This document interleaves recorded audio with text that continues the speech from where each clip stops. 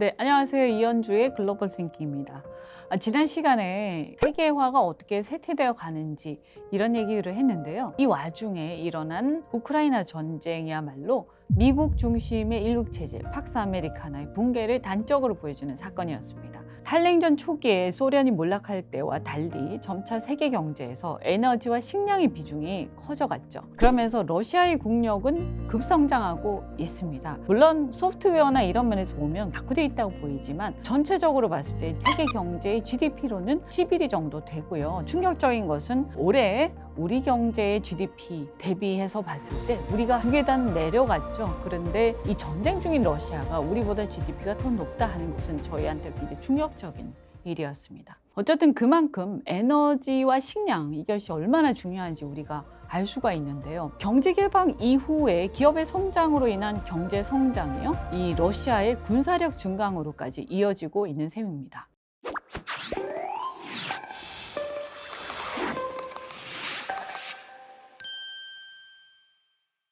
러시아는 형식적으로는 선거를 통해서 대통령과 의회를 선출하는 민주주의 정치 체제인데요. 그러나 이제 실질적으로는 푸틴이 대통령이 되고 나서부터 과거 소련의 영광을 재현하자는 슬라브 민족주의를 내세우면서 강력한 대통령의 권한을 바탕으로 비민주적 독재 체제로 사실상 운영이 되고 있는 셈입니다. 그러니까 과거에 옐친 대통령 때의 자유주의적인 흐름하고는 완전히 반대로 지금 가고 있는 거죠.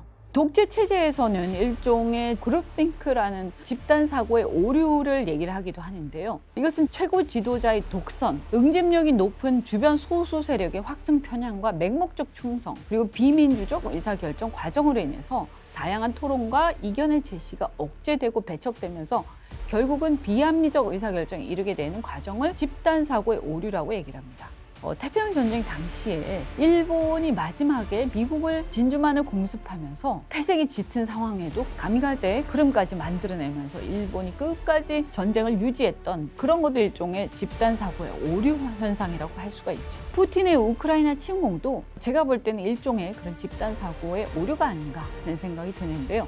그런 만큼 우리가 전체주의 국가들 비민주적 통치 체제가 얼마나 위험한가 하는 걸 알 수가 있어요. 우리나라도 민주화가 된 나라지만 언제 어떻게 이런 집단 사고의 오류에 빠질 수도 있는 그 전체주의로 금방 흐를 수 있는 상황이기 때문에 굉장히 조심을 해야 됩니다. 그래서 이견을 용납하지 않고 맹목적으로 추종하는 소수 세력이 집권해서 나라를 끌고 가는 형태는 지금 이 시대는 결코 도움이 되지 않는다, 이 말씀 드리고요. 자, 그런데 우크라이나가요, 사실은 핵을 갖고 있었어요. 과거에 우크라이나가 소련 연방으로 독립할 당시에 우크라이나는 핵무기를 보유를 많이 하고 있었는데요. 그 핵무기를 만약에 포기하지 않았더라면 그러면 지금 과연 러시아가 우크라이나를 공격할 수 있었을까 하는 생각이 들죠. 그죠? 그러면 우크라이나는 왜 핵무기를 포기를 했을까 하는 걸 한번 보면요. 우크라이나는 소련으로부터 독립한 다음에 경제적으로 어려웠죠. 실은 이제 소련의 하나의 위성 국가였기 때문에요. 핵 자체도 실은 그 통제 자체는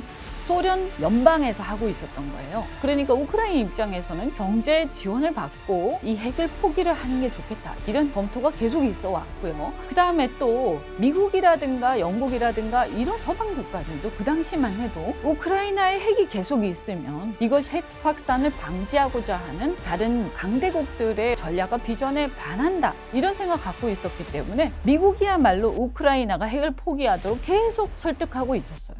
이 우크라이나 전을 보면서 북한의 김정은이 핵을 절대 포기해서는 안 되겠다, 이런 결심을 하지 않을까 하는 생각이 드는데요. 여하튼 당시 우크라이나하고 러시아 간의 국경선을 확정하는 그 당시의 상황 한번 살펴보겠습니다. 우크라이나하고 러시아 간의 국경선을 확정할 때 러시아계 주민, 그러니까 슬라브 민족이 거주하는 지역이 주로 우크라이나에서 지도를 살펴보시면 이 동부 돈바스 지역이 포함이 됩니다. 그러면서 우크라이나 국내에 어떻게 보면 이렇게 상이한 민족 간의 분쟁이 이미 예견되었다, 이렇게 얘기를 할 수가 있습니다. 그래서 우리는 돈바스 지역, 그 지역을 러시아가 침공을 했는데 그 지역 주민들이 주민투표를 해갖고 러시아에 편입되는 거를 찬성했다, 이런 얘기 듣잖아요. 왜 그렇지, 저거 좀 엉터리 아닌가, 가짜뉴스 아닌가, 이렇게 생각이 쉬운데 사실은 그 지역에는 러시아계 주민들이 살고 있고 러시아어를 쓰고 있는 거예요. 그러니까 어떤 면에서 보면 서로 다른 민족이 한 국가 안에 융합이 잘 안 되고 계속 공존할 때는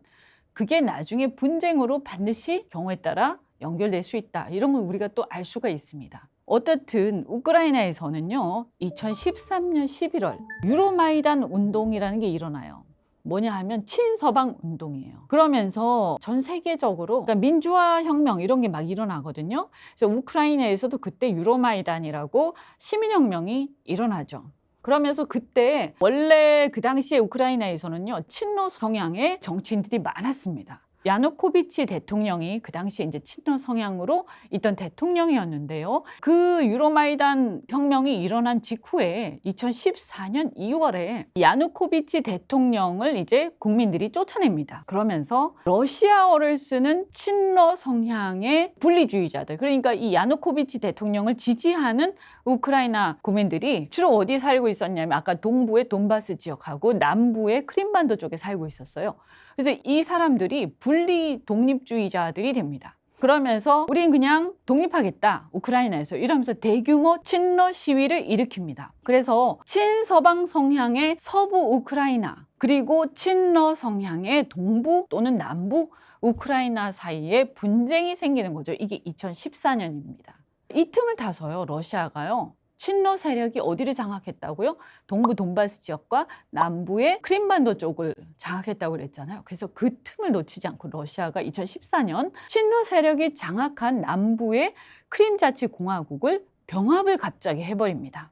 이때 미국하고 유럽연합 같은 서방 국가들이 강력하게 규탄을 해요. 근데 그 크림자치공화국의 의회하고 주민들이 투표를 해요. 근데 투표를 하는데 독립하고 러시아에 병합하는 거에 압도적으로 찬성을 해버린, 아까 말씀드린 것처럼 여기는 친러 분리주의자들이 장악한 곳이거든요. 그러니까 뭐 서방에서 막 항의를 하고 규탄했지만 어떻게 하기가 어려웠죠. 그 야누코비치 대통령이요, 축출됐다고 그랬잖아요. 그래서 그 사람이 이제 도망가 버렸으니까. 그래서 동부에서도 일단은 우크라이나의 친서방 성향의 과도 정부를 인정을 해요. 인정을 하지만 결국에는 동부 돈바스 지역에 도네츠크 주하고 루안스크 주라는 데가 있는데요.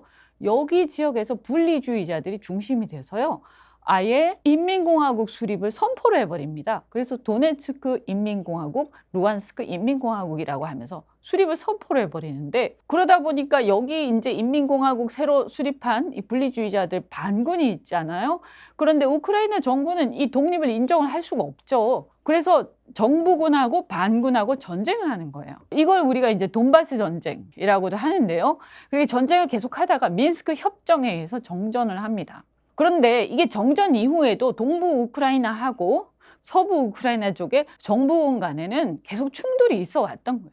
그러니까 우리는 이번에 우크라이나 침공 이것만 지금 아니까 갑자기 생긴 일이라고 생각하지만 실은 그게 아니고 벌써 2010년 초반부터 계속해서 이 분쟁은 있어 왔고 이것이 연장선상에 있는 거다. 이렇게 이해를 하시면, 아, 이게 왜 이렇게 되고 왜 동부에서는 딴 얘기를 계속하고 왜 러시아는 자꾸 큰 소리 치는지 여러분 이해가 좀 가실 거예요. 그래서 우크라이나는요, 소련의 붕괴 이후에 독립국으로 인정이 되었음에도 불구하고요, 소련의 세력권 하에 있다라고 많은 나라들이 인식을 해왔습니다. 역사적으로 볼 때 우크라이나는요, 키이우라고 있죠. 키이우. 그게 과거 러시아 공국의 수도인 키예프입니다. 어디서 많이 들어보셨죠? 그죠? 이 키예프라는 곳이 바로 지금의 키이우입니다. 그래서 구소련은요, 1954년 전략적 요충지죠, 크림반도가요. 그래서 남부의 크림반도가 소련 입장에서는 발트해하고 같이 이 전략적 요충지고 부동항이라서 매우 중요하잖아요. 소련은 항상 다 얼어 있으니까 북극 쪽이. 그래서 부동항이 다른 해양으로 나갈 수 있는 어떤 입구였기 때문에 굉장히 전략적으로 중요합니다. 근데 이 부동항인 크림반도를 러시아로부터 우크라이나로 이양을 합니다. 그러니까 소련이라는 게 소비에트 연방공화국이잖아요. 그죠? 예전에 그 소련은 소비에트 연방으로 그 안에 러시아 공화국, 우크라이나 공화국 이렇게 있었던 거죠. 그런데 크림반도가 러시아 공화국 안에 있었는데 이것을 소련 연방이 우크라이나 쪽으로 이양을 하는 거예요.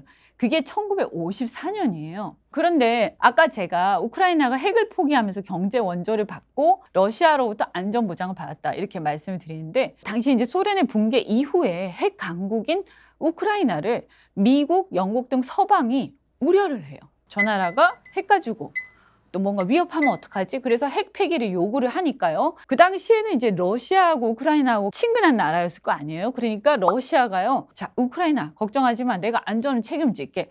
그 대신에 핵을 폐기해줘.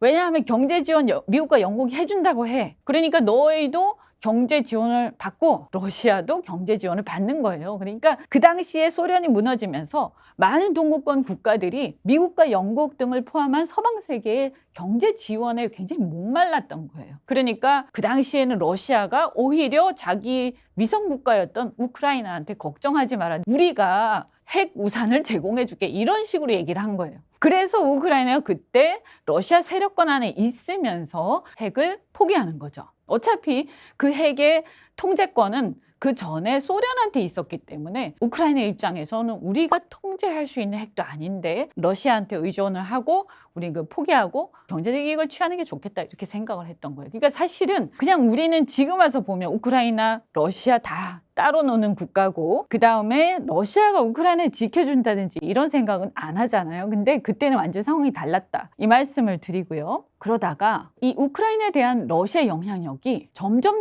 줄어들어요.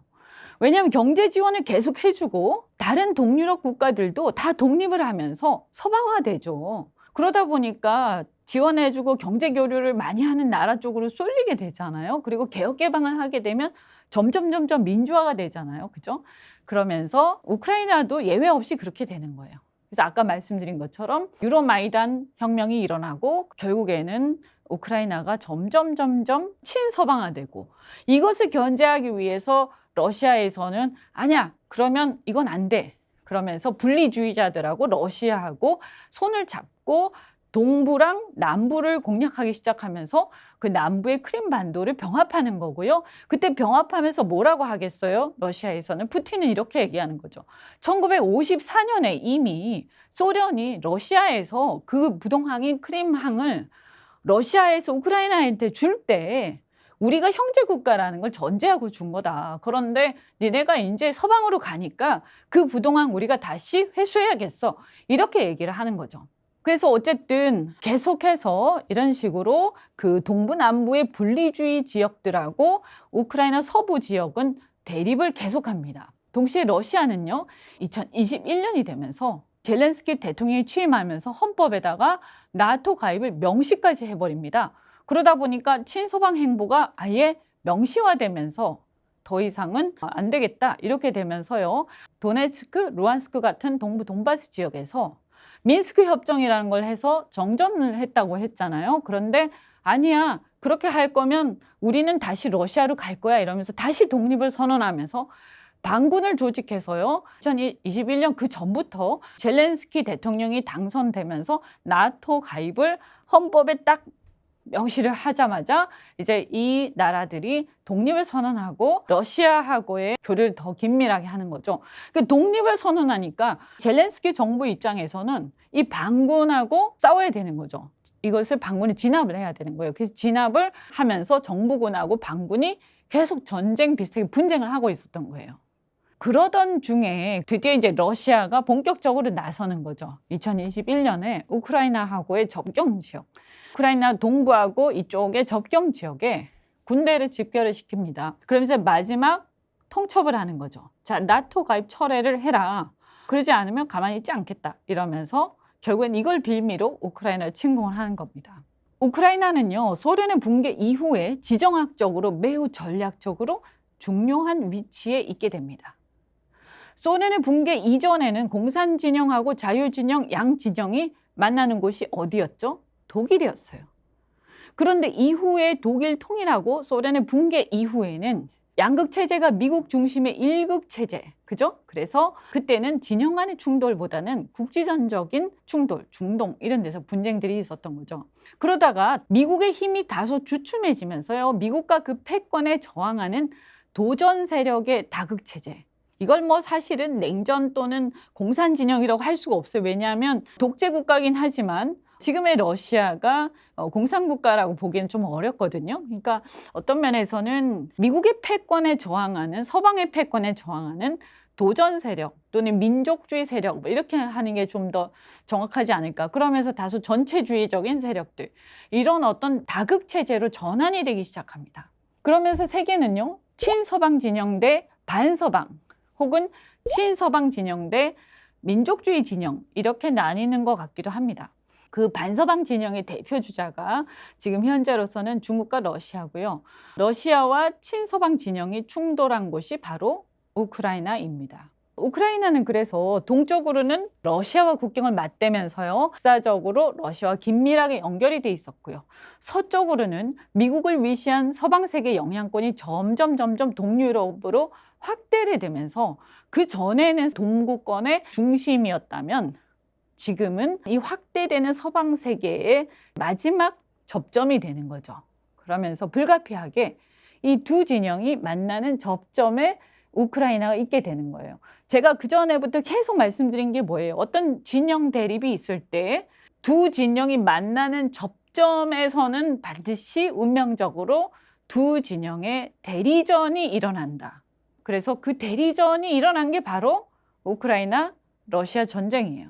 그래서 이것은 미국 중심의 일극 체제가 본격적으로 무너지기 시작하던 2010년대부터 이미 일어났었고요. 그래서 유럽 마이단 운동 친서방 시민혁명에 의해서 그때 생긴 친서방 성향의 정부군 그리고 그때 유럽 마이단 운동을 피해서 분리주의자들이 러시아계가 살고 있는 동쪽과 동남부 쪽으로 흩어지면서 거기서 독립국가 세우고 막 하면서 반군을 일으키고 그래서 반군과 정부군 간의 대립 이 동부에 러시아군이 같이 협력해서 들어왔을 거예요. 그죠? 동부에 만약에 그 분리주의자들이 없었더라면 과연 러시아가 침공할 수 있었을까?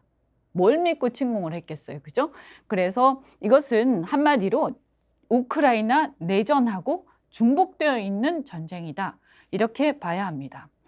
그래서 우크라이나 사례를 보면 진영 간의 충돌이 만나는 곳에 있는 나라가 천 운명이 얼마나 어려운가 하는 걸 알 수가 있어요.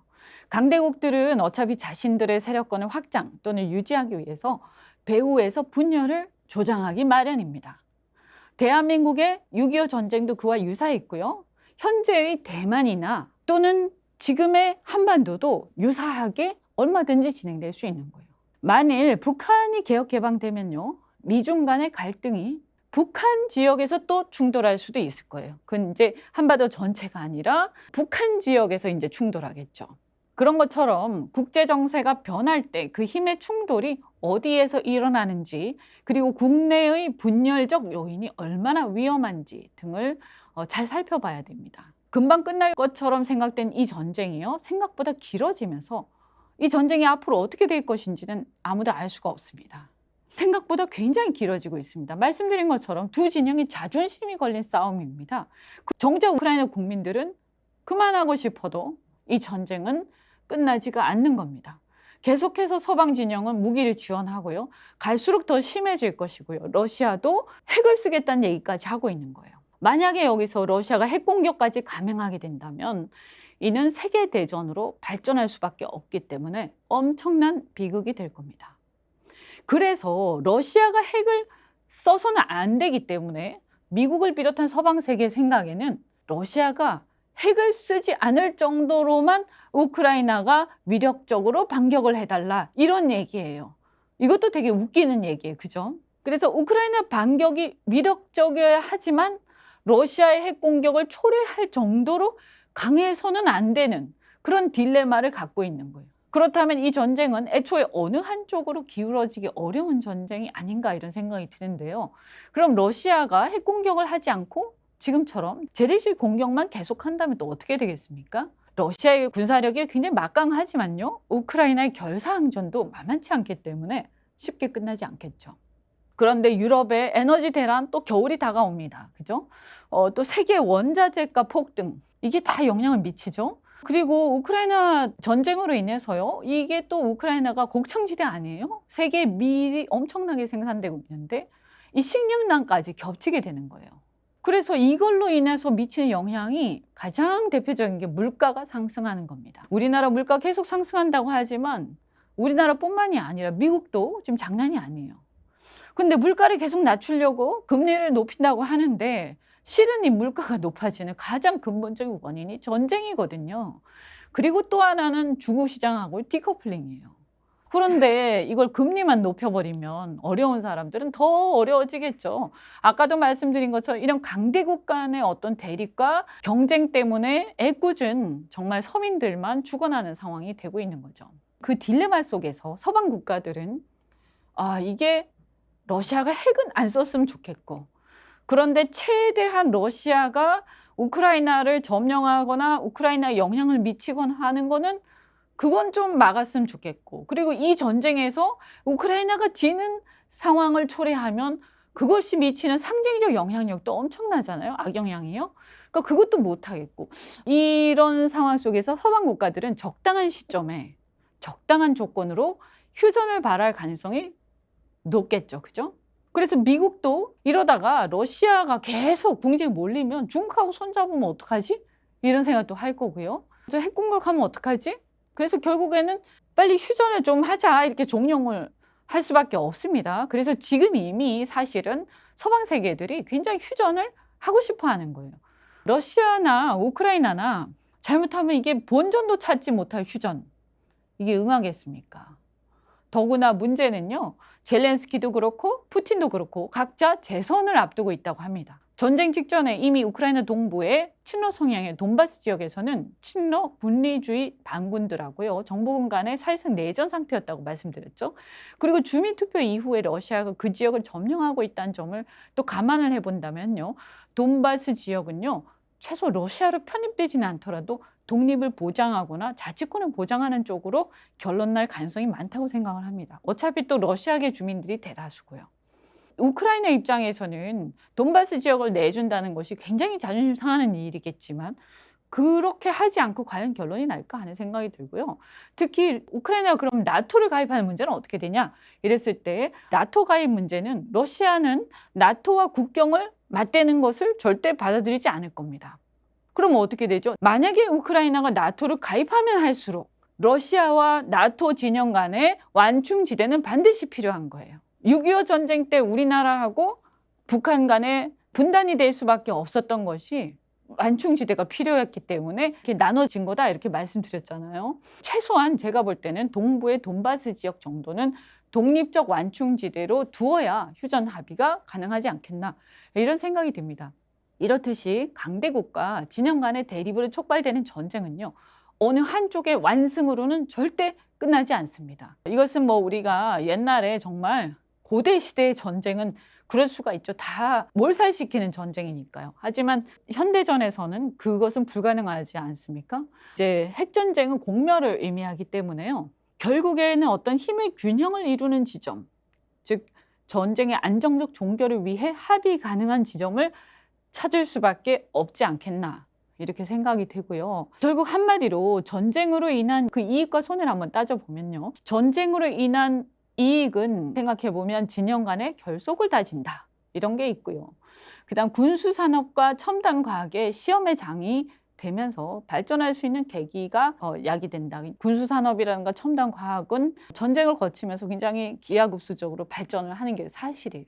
하지만 막상 그 지역의 전쟁으로 인한 피해, 그리고 그 지역에 전사한 군인들, 또 그리고 민간인들의 피해는 막대하죠. 결과적으로는 어쨌든 영토적이든 국제적 위상이든 한쪽에 큰 이익이 주어지긴 어렵게 적당한 선에서 타협해서 끝날 가능성이 높다. 그래서 대상이 된 국가나 국민의 입장에서는 희생이 너무 크다, 이런 생각이 듭니다. 그래서 오늘 이렇게 우크라이나 전쟁에 대해서 살펴봤는데요. 다음 시간에는 러시아 말고 또 다른 중동이라든가 브릭스를 비롯해서 이런 경제 블록화, 자원민족주의 성향, 이런 것들 다극 체제로 전환되는 과정에서 각각 대륙들이 어떤 특징들을 가지고 각각의 나라들이 어떻게 움직이는지, 이런 얘기를 잠시 살펴보면서 미중 패권 경쟁의 경제 안보적 측면, 이런 것을 좀 더 자세하게 살펴보도록 하겠습니다.